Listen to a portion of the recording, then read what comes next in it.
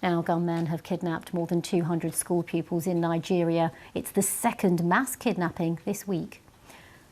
In the northeast, the authorities are searching for at least 200 people kidnapped earlier this week by Boko Haram fighters.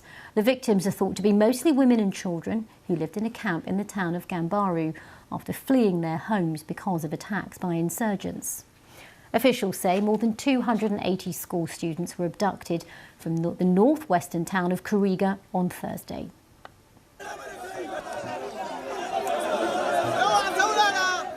Well, pictures from the town show parents of the school children calling for them to be found and returned. The pupils, who were aged between 8 and 15, were in the assembly ground when dozens of gunmen arrived on motorbikes. Let's have a listen to what the state governor had to say. We have also sat down with the parents of those children that have been kidnapped. Even we have sent a strong message to the mothers, and we made it clear to them that one of the most important responsibilities of the government is to ensure that we protect the lives and properties of our citizens. Not yet. Our West Africa correspondent Miney Jones updated us on the story as well.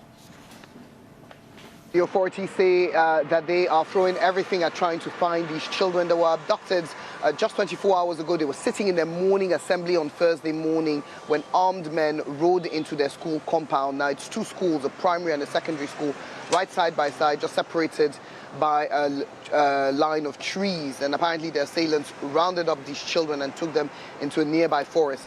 Some of them managed to escape, as well as some of the teachers. They say that they then tried to get local militias, vigilante groups to go after the children. Unfortunately, they were unsuccessful, and one of the community members that went after them was killed.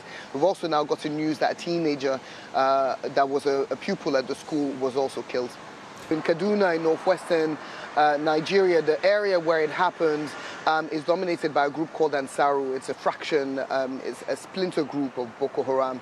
And here in the northeast, some of the women who were taken, who were able to make their way back to this camp for internally displaced people, said that it was Boko Haram fighters that had taken the dozens of women or children that went missing late last week. They were out gathering firewood by their camp when they disappeared. Next month is going to be 10 years since those 276 girls were taken from their dormitory, from their school in Chibok. And it's interesting that as that anniversary is looming closer, we're seeing a resurgence in this kind of mass kidnappings, because I think it has to be said, they hadn't really happened a lot in the last couple of years. The last big one like this was in 2021.